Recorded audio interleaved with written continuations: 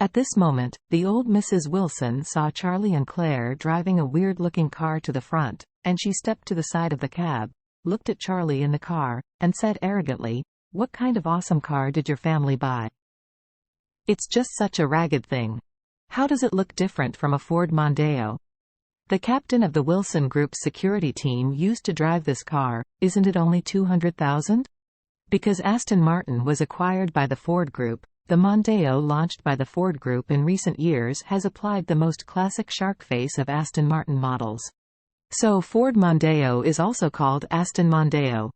And the sales of Ford Mondeo are pretty good, you can see it everywhere on the street. But Aston Martin is a top sports car brand. In fact, the exposure to the people is very low, so over time, most people are more familiar with the Ford Mondeo car, and even appear like Mrs. Wilson, who mistakenly put Aston Martin, recognizes Mondeo's situation. Charlie heard her say this, and didn't bother to be familiar with her, so he said to her, "Don't care whether my car is 200,000 or 100,000. You are blocking the door of my house now. Move the car quickly, I want to get out." Elaine on the terrace upstairs looked at Mrs. Wilson, sneered and said, "You old thing is really not long-eyed. What kind of Ford Mondeo is this? It's called Aston Martin, and you don't even know this. A face comes out to show off." Old Mrs. Wilson looked up at Elaine and yelled, "Aw, your mother, ding, I have been here in heavy winds and waves for so many years. What good car I have never seen. I don't believe that such a small car can be more expensive than my Bentley." Although Harold usually likes to pretend to be coerced the most, but at this time he also knows that not only does it make no sense to pretend to be coerced in this way, it is self-defeating.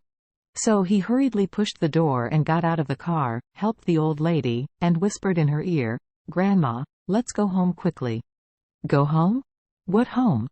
The old Mrs. Wilson coldly snorted. "Today is a good day for the rebirth of our Wilson family, and a big day for the re-emergence of our Wilson Group. I want this family to see clearly, don't feel that we live now. After a Thompson first-class villa, I am an adult. Compared to us, they are still far behind. Our family now runs a Bentley, how about them? Even a BMW, they can't afford to open such a small one. There's a car, and there are only 2 seats, what is enough for?" Harold was embarrassed and said, "Grandma, his car is much more expensive than ours. This is a super sports car, worth tens of millions." "What?" Old Mrs. Wilson shivered all over, and blurted out, "It's just such a small thing, tens of millions? Is it made of gold?" Harold's face was hot, and while pulling her into the car, he said in a low voice, "Not only is this one he drove for tens of millions, but the one parked in the yard is also tens of millions. The cars add up to almost 100 million. When Mrs. Wilson heard that the 2 cars together estimated to exceed 100 million, her body shuddered. 2 cars add up to more than 100 million. What the hell is this concept? These 2 cars are almost worthy of a Thompson first-class villa. It took only RMB 3 million for a car of her own, and she already felt it was incredible. According to this, Charlie's car had more than 30 cars.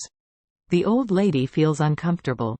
She thought she was here to humiliate others, but she didn't expect it to be self-humiliating. The point is that someone really spends so much money on such an expensive car, isn't it? A car made of pure gold is only at this price, right? Old Mrs. Wilson was indignant, and Harold, who was on the side, was afraid that she would be boring again, and quickly helped her to walk back to the Bentley. Elaine stood on the terrace with a sneer and said, "Oh, old woman, why are you not arrogant? Why are you so frustrated? It's not you who sits on a Bentley and sneer?" Old Mrs. Wilson turned her back to Elaine, feeling like a man on her back. She didn't need to look back to know how much ridicule and contempt Elaine would have when looking at her eyes now.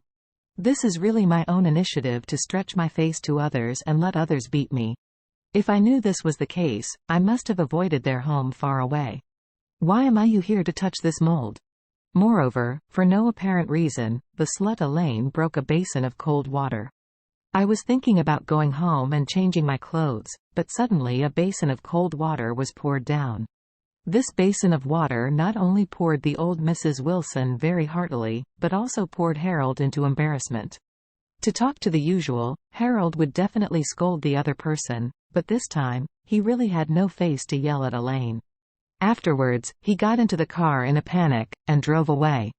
The old Mrs. Wilson sat in the car and scolded her with anger. Noah in the co-pilot was also depressed, and said, "This Elaine is really disgusting. She always runs me over with Horia's thing. After today, don't know how she will change her law in the future. Running on us." Old Mrs. Wilson was also very upset. Originally, Ragnar gave them the task to make Charlie sick and uncomfortable, but she didn't expect that she would be run and calculated by Charlie's family ever since they moved into Thompson Villa. Especially the last time she made dumplings with daffodils and almost lost half of life in it. Wendy on the side couldn't help sighing. "Grandma, if we always can't get a bargain in front of the Charlie family, will Mr. Wu lose confidence in us and drive us out?" "Yes, Grandma." Harold also said hurriedly, "This villa is not ours. Moreover, Ragnar invested the money in our business. It is also conditional. He can ask us to return the money at any time. If we can't afford him, he will file a lawsuit and seal us up at that time. We will still go bankrupt, or we will have nothing." Mrs. Wilson nodded very seriously. She knew that her grandchildren were right. If she was unable to help Ragnar's worries for a long time, then Ragnar might give up on them. Thinking of this, she gritted her teeth and said, "We still have to find a way to quickly frustrate Charlie's spirit." Noah asked, "Mom, do you have any good ideas?"